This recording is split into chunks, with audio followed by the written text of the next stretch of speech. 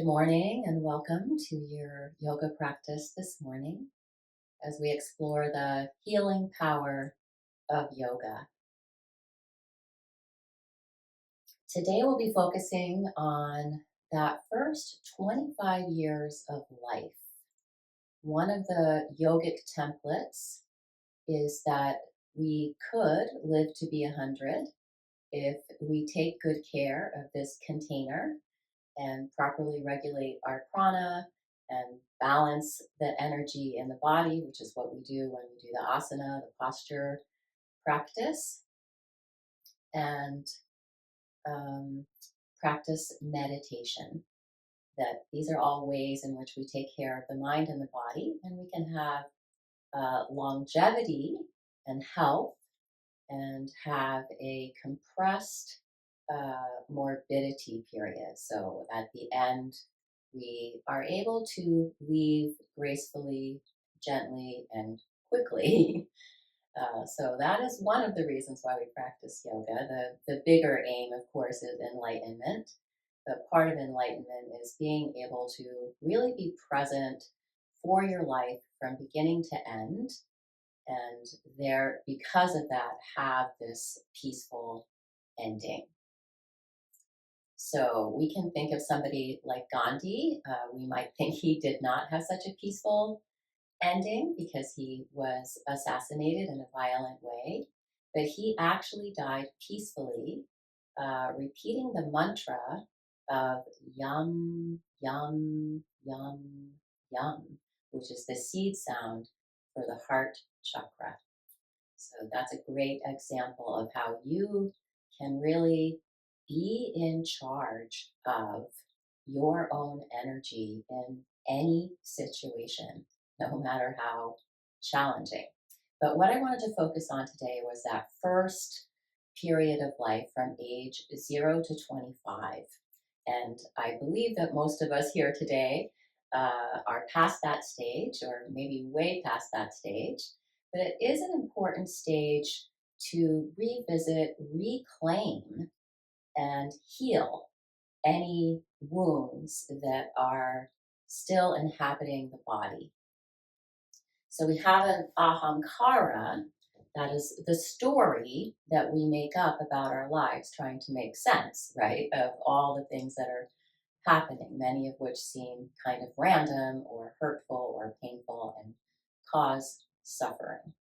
But if you look back to that first 25 years, what was really happening is that you were discovering who you were and what your Dharma is.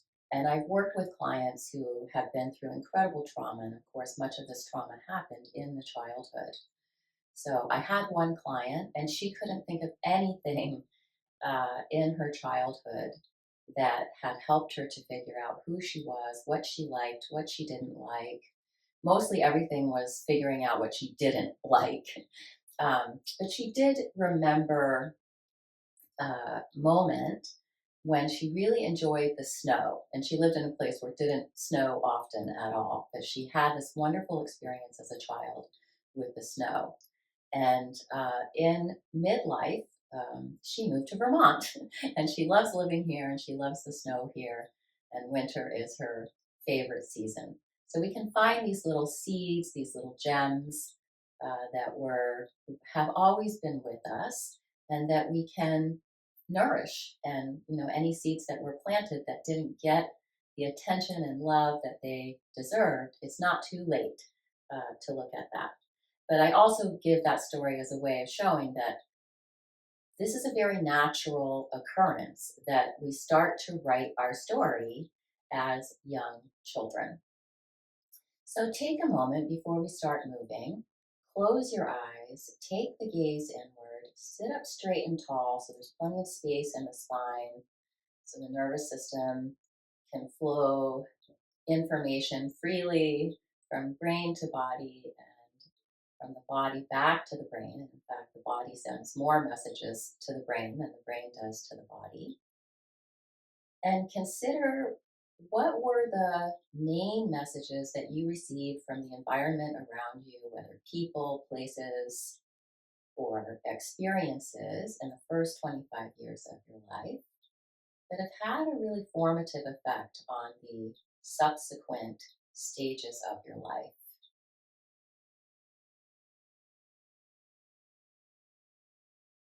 And maybe pick one uh, memory that really supported you, that was crucial in your own development. But then also pick something that was challenging, that may have become a story of not enough, being inadequate, never measuring up, not belonging. And I'll give you an example from my own life just to let you know for sure what I'm talking about here. So I grew up moving all over the world. And so, on the one hand, I learned that I was a child of the universe, that I could make new friends easily. And I also learned a lot about social justice at a very young age. I felt that things were not just, that the income inequity and racism in the world was really a huge problem. So even as a child, I knew that my life would probably have something to do with working on those issues. However, moving around a lot was really hard on our family, and what I didn't learn is that I do belong. So, being a child of the universe doesn't give you that sense of home and that sense of belonging and being present over a long period of time. So, as an adult, I really struggled to maintain relationships. And I started to develop this story around uh, not really connecting to people because I didn't want to allow myself to be hurt when they would leave or I would leave. So, one of my life lessons has been to really open up my heart and allow myself to connect with people, regardless of whether they're going to stay in my life or not, and to not let that become a source of suffering. That people will leave. They do. And I might leave. But it doesn't make the people that you met along your path any less crucial or supportive or harming, right? So, yeah, that's what we're going to work with today, is just really looking at that. So, take that moment. Remember those first 25 years. What were you finding out?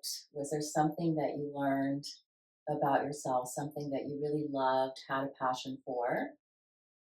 And were there some other more undermining parts of the story where you felt lonely, lost, less than in some way?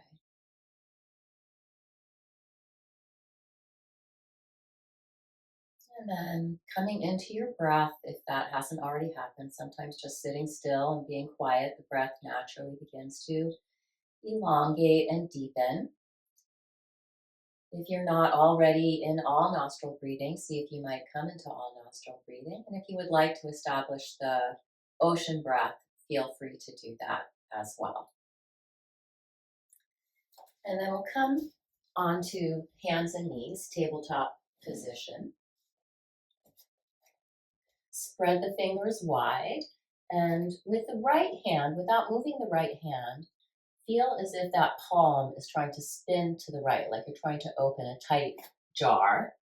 And same with the left, except it's spinning to the left. And this should bring the biceps forward and really have um, support for that straight arm, that strong arm bone reaching down into the earth so that you can pull the heart gently forward. Pull the armpits apart from each other. So you want to get some space in those armpits. And then hug the outer ankles in, press the shin bones down, press the tops of the feet down. Take the tailbone into the space behind you. That should bring the navel home. And it is said in yoga that when we bring the navel home, that's when we can really see everything clearly. Everything will fall into place from there. And then lengthen through the back of the neck, nose points down, crown of the head out into the space in front of you. Breathing in and out. Let that exhale soften the shoulder blades in towards the spine. So these are two opposite actions. This will take some awareness, some ability to really be present in your body, to keep the upper spine melting in towards the heart, but the low belly lifting towards the low back, the tailbone moving into the space behind you. From here, move over to the right, inhale into the right side body, open those right lungs, and move back towards that right hip. And then exhale, move over to the left, and then inhale up the left side, open the left lung, left rib, circle forward a little bit out ahead of the wrists, and keep going. So these first movements that we do are an opportunity. Inhale forward, exhale, circle back. An opportunity to sense in what's happening in your hips, what's happening in your rib cage, what's happening in your wrists, your arms, your back. One more. Exhale back. Inhale forward, and then we'll change direction. Go over to the left and back. Exhale. Inhale, come forward. Exhale back. Feel the difference moving from this other direction. And one last time. And then all the way back, reach the arms forward, lift the wrists up off the mat, elbows off the mat, let the head drop towards the mat. And then as you're ready, walk both hands over to the left, press back into that right sit bone, really reaching it towards the right heel, drop the head down, and reach through those left fingers. Obviously, there's space being created on the right side, but we don't want to steal space from the left side to open up that right side, and breathe into the bottom lobes, the back lobes of that right lung. So bringing breath into the entire lung. Exhale, really press back, draw the navel to the spine, bring it home.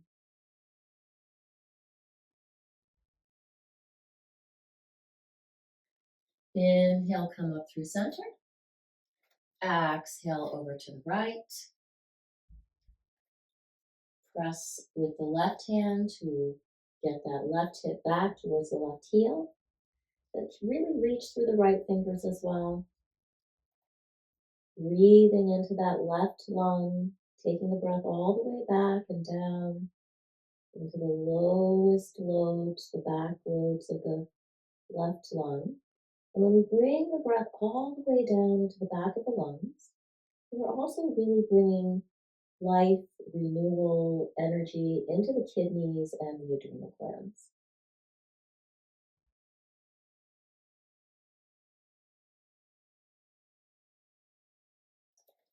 And then inhale, come back through center.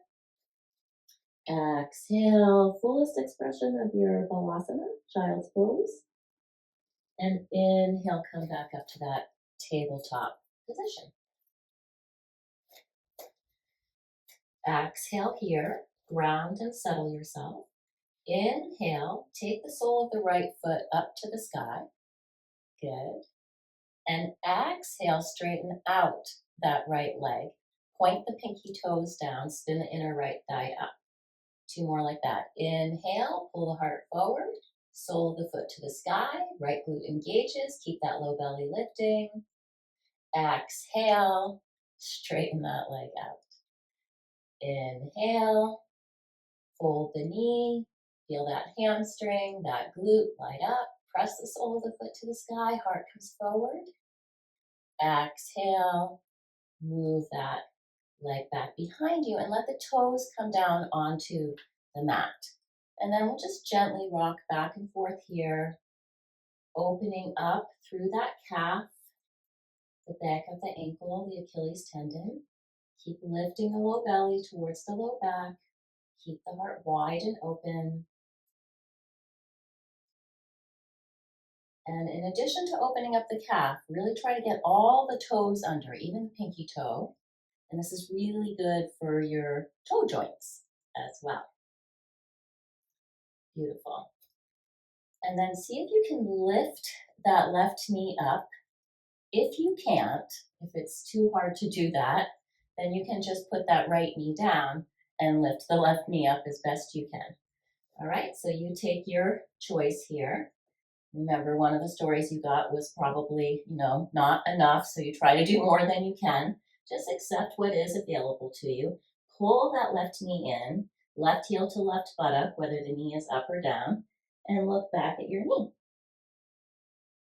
And then inhale, reach it back. Exhale, pull it in. Inhale, reach back through the heel, forward through the heart. Exhale, curl in. Inhale, expand. Exhale, contract. And then both knees down. So coming into one of the main concepts in yoga, that ebb and flow, that up and down. So instead of winning and losing, we just think of ebbing and flowing. Inhale, left sole of the foot to the sky.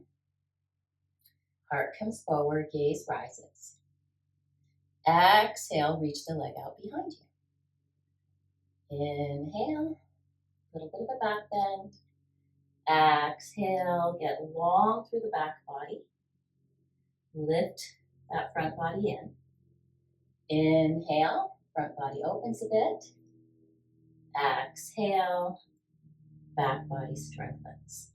And then drop that toe down and gently, not that toe, all 5 toes. Try to get that pinky toe under and move back and forth. So again, you can feel the calf is opening, but feel also that the sole of the foot is gently opening. The toe joints are getting some space.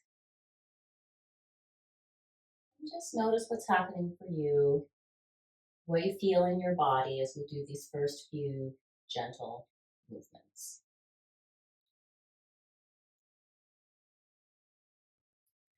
And then you can put the knee down, or you can keep the knee up.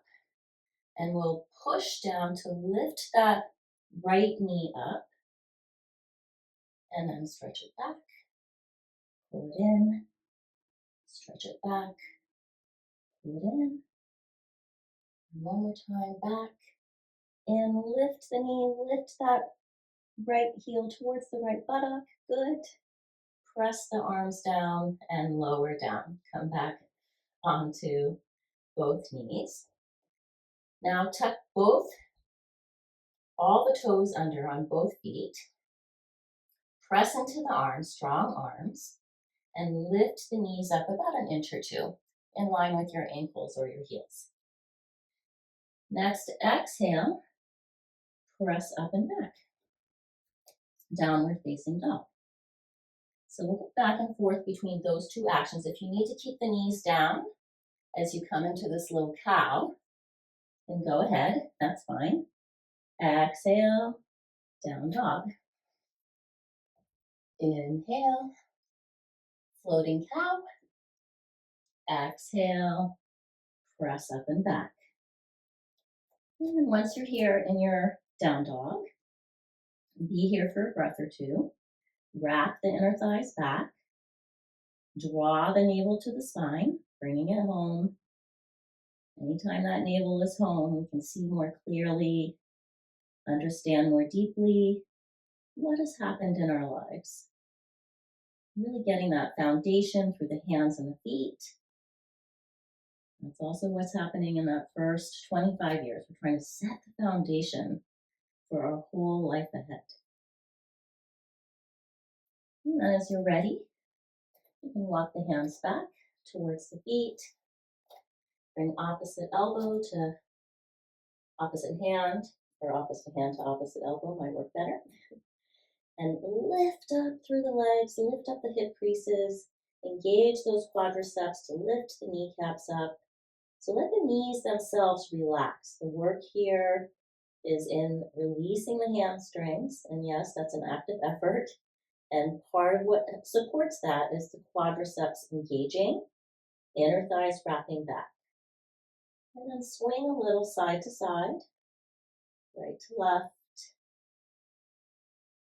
having this conversation between the upper body, the lower body, front body, back body, side bodies, right and left. And then inhale, come all the way up that right side. Open it. Exhale over to the left. Let it go. So again, this ebb and flow. This is the flow coming up. And this is the ebb dropping down. Such an important concept. And if we understand it, we can accept those times when things seem to not be happening in the way that we wanted them to. And let's go the other direction. Inhale, flow up. Exhale. Let that ebb, that release, that letting go happen. 2 more. Inhale. Bring it up. Exhale. 1 more. Inhale. Exhale. Good. And then bring the hands to the mat. Drop the hips back. So make sure that your knees are not coming forward. Really sit down into those sit bones as much as you can. And you can keep the hands down if that's what you need. Or you can take the arms out to the side.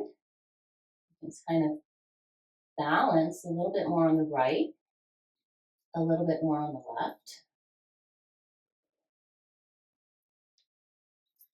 Biggest challenge would be reaching the arms alongside the ears. Tailbone moves back, fingers move forward, palms face each other. You have the longest, straightest, strongest arms you can muster here.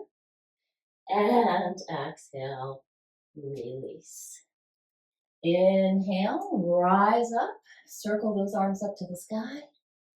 Exhale, passing through that third eye, just touching in here for a moment. Our powers of perception, our ability to see reality accurately. The lips, may our words really be coming from an authentic place. Can we be honest? And then down to the heart, the seat of love and compassion. And bringing today love and compassion, clear perception, authenticity, back into wherever it's needed in that first 25 years of life. And then take a wide step, face the long edge of the mat, and bring your right hand to your heart. Take that left arm out to the left, and then sweep it behind you. Fold the elbow, and you'll bring the back of the left hand any amount that you can towards the back of the heart. And just feel this for a moment. This front of the heart is often what we feel safe presenting out into the world. And the back of the heart we tend to keep hidden, especially those wounds from childhood and beyond. So see if you can feel that connection there, that the back of the heart, the front of the heart are all one. They are not separate. And we want to work to really integrate whatever happened in that first 25 years of life all the way into our ahamkara, so that the ahamkara, instead of saying you don't belong, you're not enough, you're not safe, it says you're safe, you're home, you've remembered who you are. Beautiful. And then turn that right foot out to the right, left heel bumps back just a little bit, and send that right knee forward. Try to have it land over the right ankle. Keep this back leg long and strong. Beautiful. And turn your heart to the left. Turn your gaze a little to the left. Make sure that right knee doesn't then fall in. Keep pressing the right knee out to the right. Lift up through the low belly, lift up through the heart. You can use that Left hand to press that upper spine in, opening up the front of the heart more, but still staying connected to that, what we might call that shadow side, the things we're hiding in the back of the closet, right? See if we can do a little decluttering there. Beautiful. And then inhale, keeping the hands where they are, we'll come into a reverse warrior variation. So now turn to the right, lift the heart up to the right, pull that left side body in, press into that left heel, sit into that right sit bone, and then again, we'll turn. So see, we're getting a little neck action in here as well. The gaze is important. Up to the left as we bring that right side body over that right thigh. And let's do that a couple more times. Inhale, look up to the right. Exhale, look up to the left. And feel here that, yes, there's some side opening, but there's also a little twist as you turn to the right, a little twist as you turn to the left. Beautiful. Coming back through center and come into a goddess stance. So this will take a little heel and toe action, a little experimentation to get those knees right over the ankles, sit bones dropping down, tailbone long, low belly lifting. Beautiful. And once again, a moment with the hand on the heart, front of the heart, back of the heart. Just for a moment, kind of press them towards each other. Not in a way that is constricting or suffocating, but is integrating. Beautiful. And then inhale, arms come out.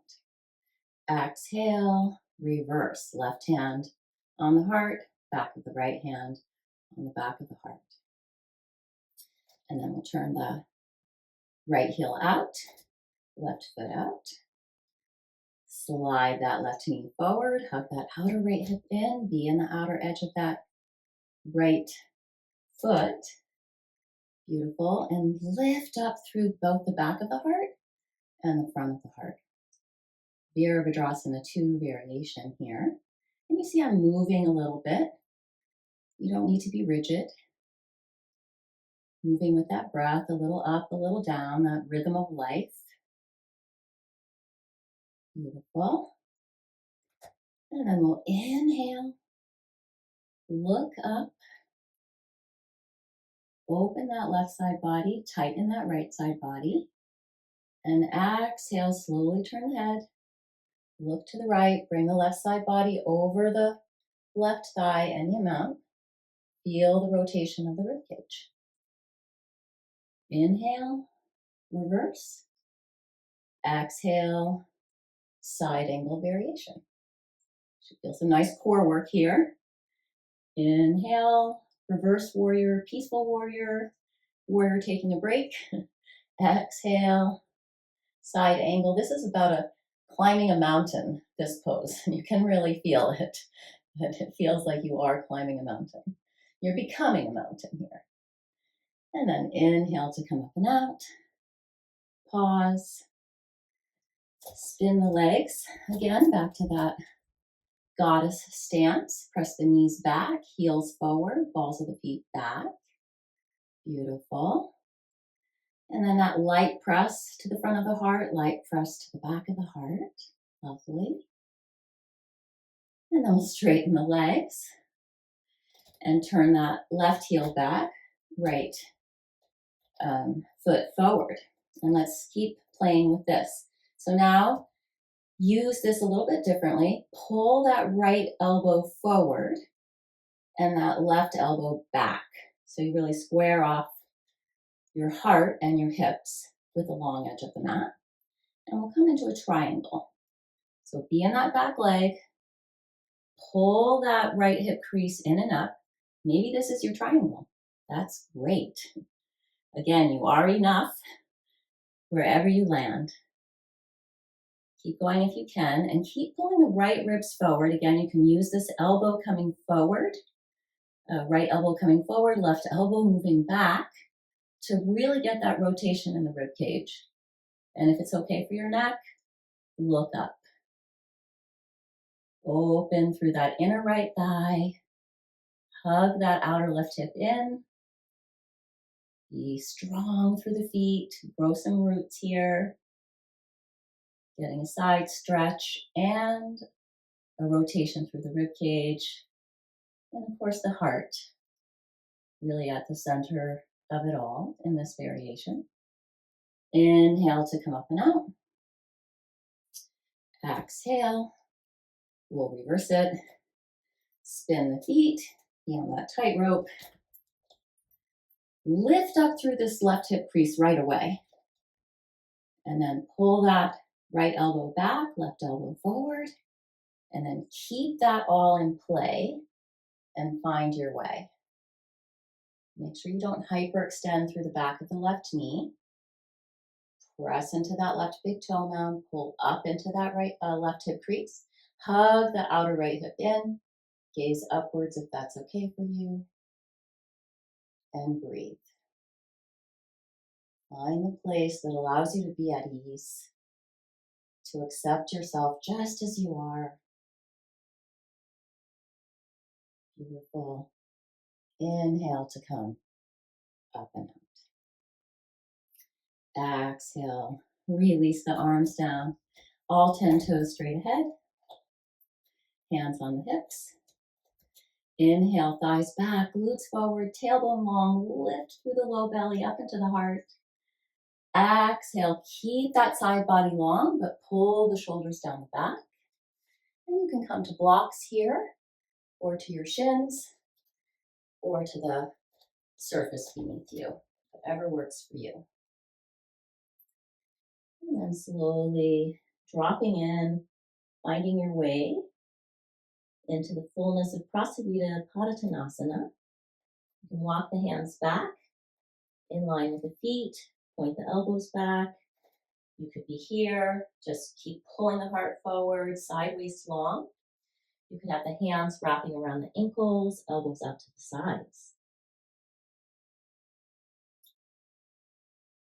So any kind of a wide-legged forward fold that works for you. This is what we learn in life and in yoga. We have to find what works for us. If we don't, we will end up depleted, drained, resentful, unhappy.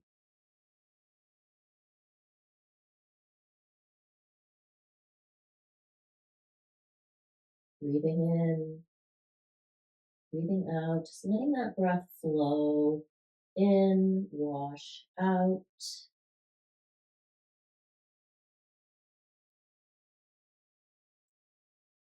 All these forward folds, a form of surrender, of bowing in, of accepting what is, no matter how painful or challenging or difficult. That's the reality. That is what happened. But we can survive, we can learn, we can transform. Our wholeness can never be taken from us, no matter what happens. It can get covered up, it can get buried. So a lot of life is about unburying, unearthing, excavating. And these yoga practices really help us to do that, to find the imprints in the body and bring breath there, bring awareness there, and start to release and let go and heal. Inhale, float up halfway. Exhale, you can feel and toe in a bit if you need to. Exhale, hands to the hips, and inhale, float the rest of the way up. Step back up to the top of the mat. Toes in, heels out. Deep into the earth with the feet, up to the sky with the arms. Feel that the back body is strong here, the front body is open. And then exhale, come through a little chair, touch the third eye, the lips, the heart, and then from the heart, bring the fingers to the mat. Inhale, straighten the legs, move the heart forward, lengthen through the side waist. And exhale, back to your downward facing dog, or if you need to come into a puppy, that's fine too. So not quite a child's pose, not quite a dog pose, whatever you need. whatever posture you're in, puppy or dog, claim your space, right? This dog medicine, dog energy, they're territorial. They protect a certain space, certain property, and that's what you want to do for yourself. Protect your own energy, life force. But like dogs, we're also very friendly, welcoming, happy to let people come in as long as we deem them to be safe and friendly. And then wherever you are, exhale, come down. Find your way down onto your belly for Sphinx pose.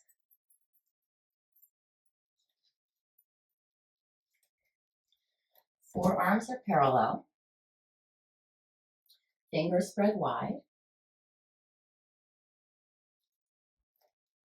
Press down into the forearms, isometrically drag the elbows back, hug the legs and feet and ankles together, press the pinky toes down, wrap the inner thighs up to the sky. Use all of those actions to press down, lift up, reach back, pull the heart forward, lengthen through the navel, pull the upper spine forward. Use simple shapes hold so much possibility. Really press the pelvis down, the pubic bone down, and draw the tailbone in. A back bend is always a little dangerous to the low back. So you keep it safe by keeping that tailbone long and also by keeping the core strong and engaged. That's what protects your low back.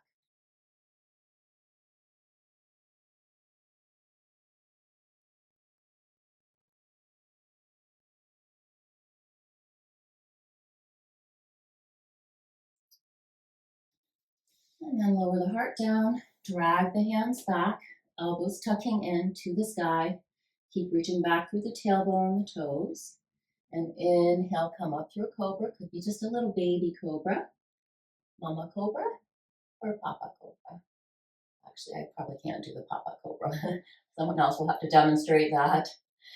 And then exhale, find your way back to the downward facing dog.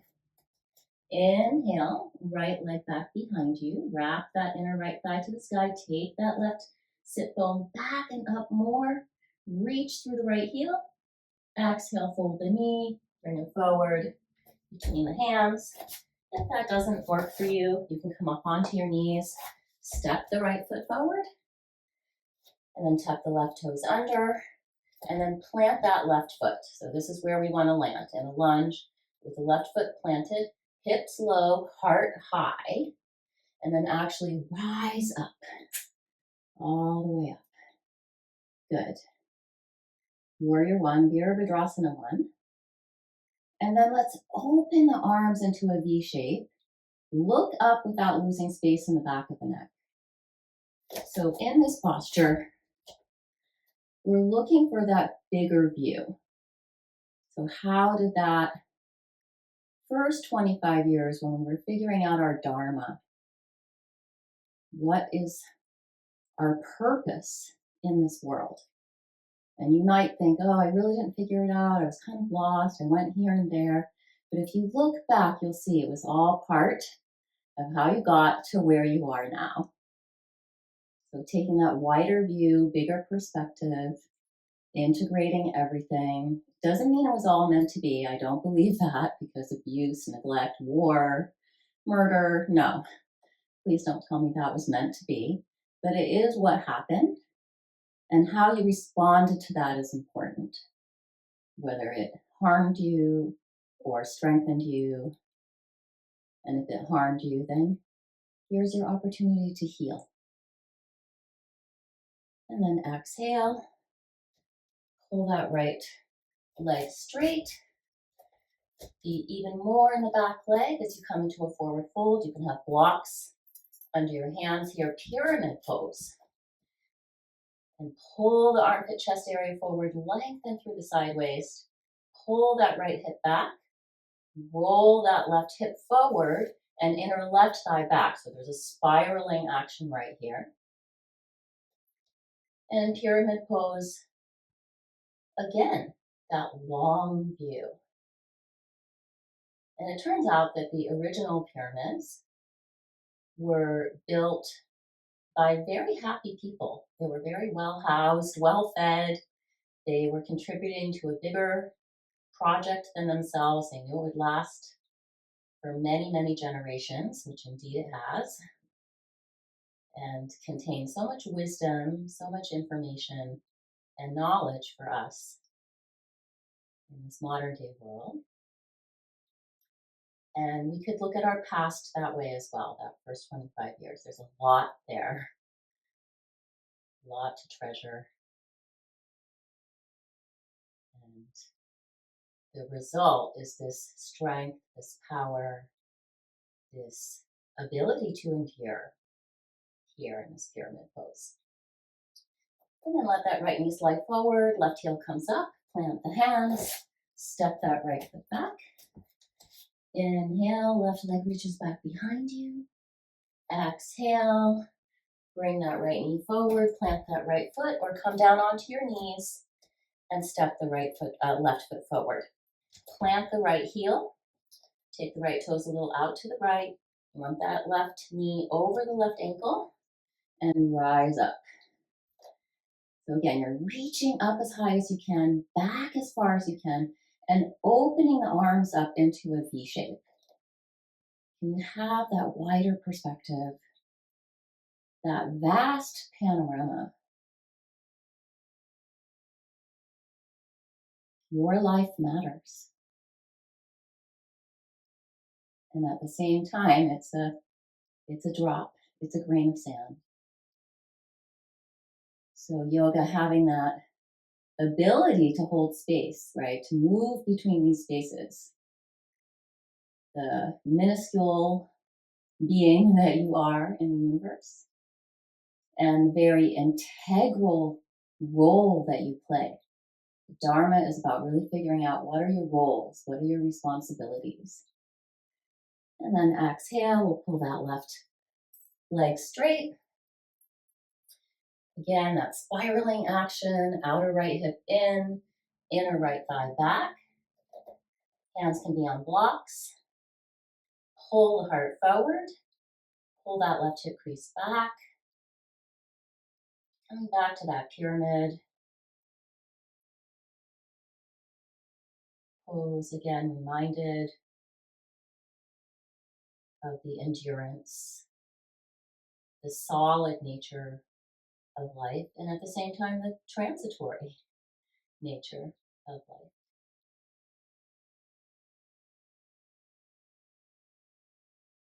Again, reviewing the foundation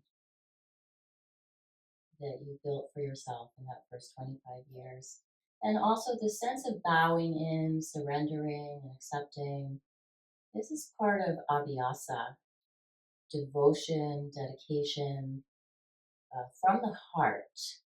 So Dharma doesn't mean just obligation and duty. I have to do this, I have to do that. It's about really loving what you do. You love your responsibilities. You love doing the dishes or whatever it is that is part of your dharma, your life, the roles and responsibilities that you've taken on.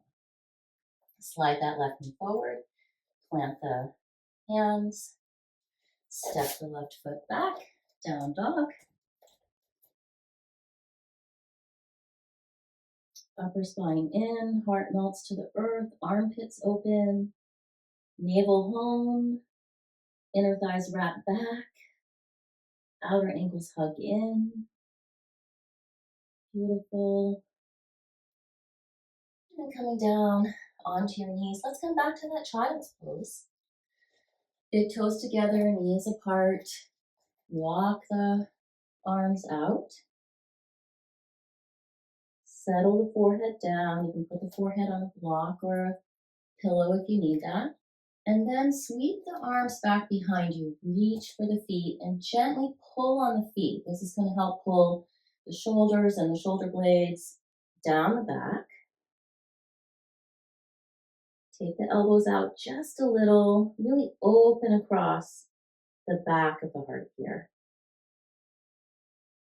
Notice maybe there's a little more sensation there, a little more awareness of what you may have been hiding back there or not wanting to look at. It's now letting it really come into the light of day, accepting it all. Whatever happened that was painful, sad, harming, it can cover up your wholeness. And the heart always remembers that. It's Anahata chakra, the unstruck.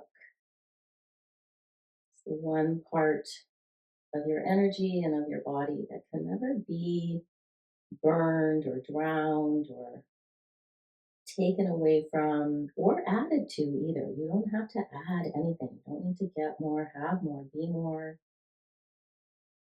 You have everything you need. As you're ready, rising up. And let's come into a brief shavasana. So lie down. Feel free to put something under your legs if you need that. Otherwise, just be your water bottle poured out on your mat. That's more of a summery idea. Definitely cold today here in Vermont. We're finally having fall. But in any case, take this moment to allow yourself to assimilate, integrate, and reclaim anything that came up for you that you may have lost over the years, either by simply forgetting, oftentimes just remembering something is so powerful, so healing. Or there may have been a need, a coping strategy to block something out, repress, suppress something, avoid something in order to move on. Yet we can't ever really move completely forward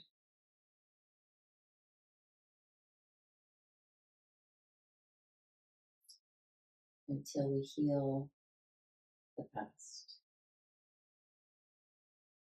An ahamkara that accepts everything that's happened, all that you've done, everything you didn't do, with love and compassion.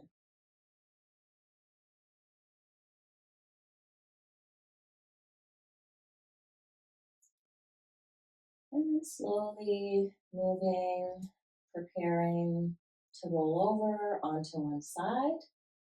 I like the right side, but do the side that's best for you. Resting here for a moment in fetal position.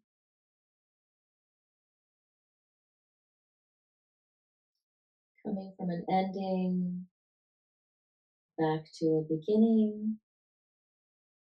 Press down, rise up.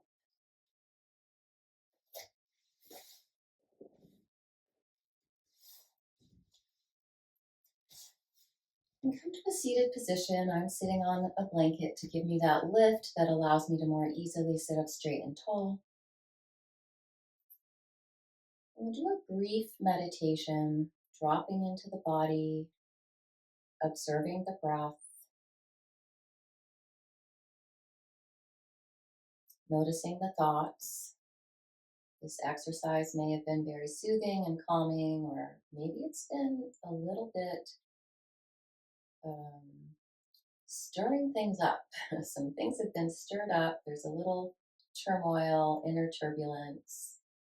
So you can accept all that again with love and compassion.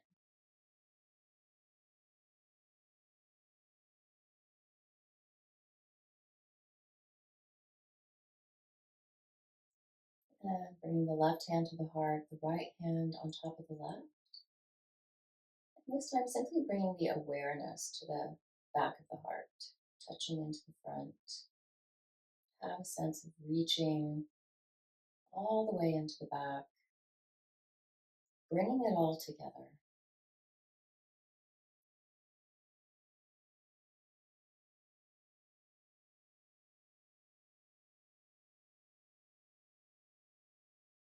If you can't figure it out with the mind, that is good.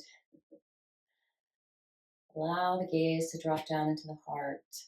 Let the heart do this work. If you can't think of anything, don't. It's okay. No need. Just simply resting into the heart, giving it the support to do this healing work for you.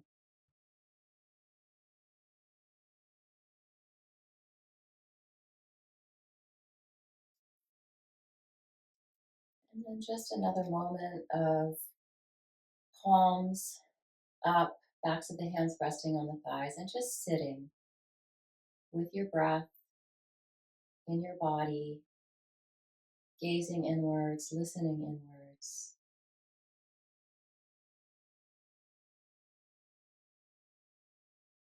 Being present in this moment, nowhere to go, nothing to get. All that is asked of us is to be more here.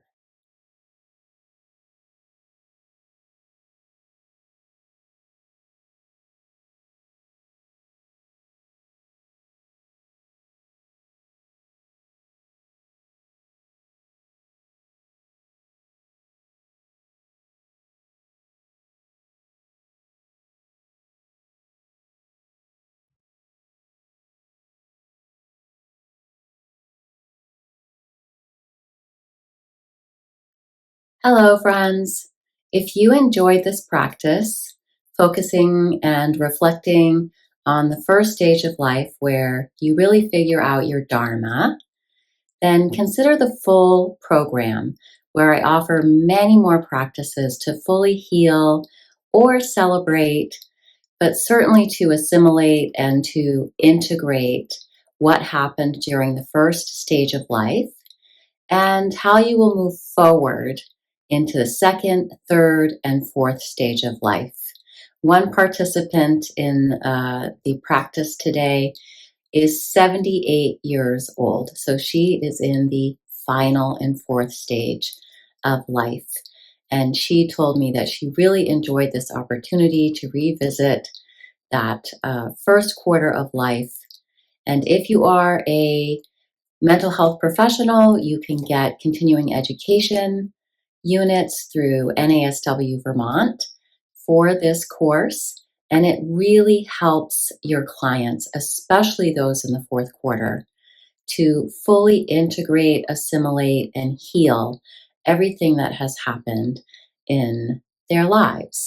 And breaking it down into these four stages and understanding what the aim of each stage is remarkably empowering and healing, and just creates a lot of insight and awareness so that people can feel good about their lives. Even the things that were hard or the things that they thought were mistakes, they will understand differently and bring a renewed love and compassion to everything that has happened in their lives up to this point.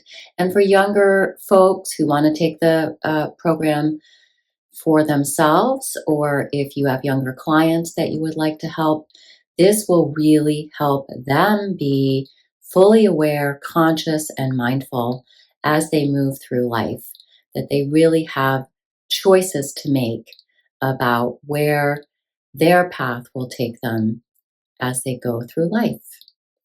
And this video will be immediately followed by a Dharma talk on the four aims and stages.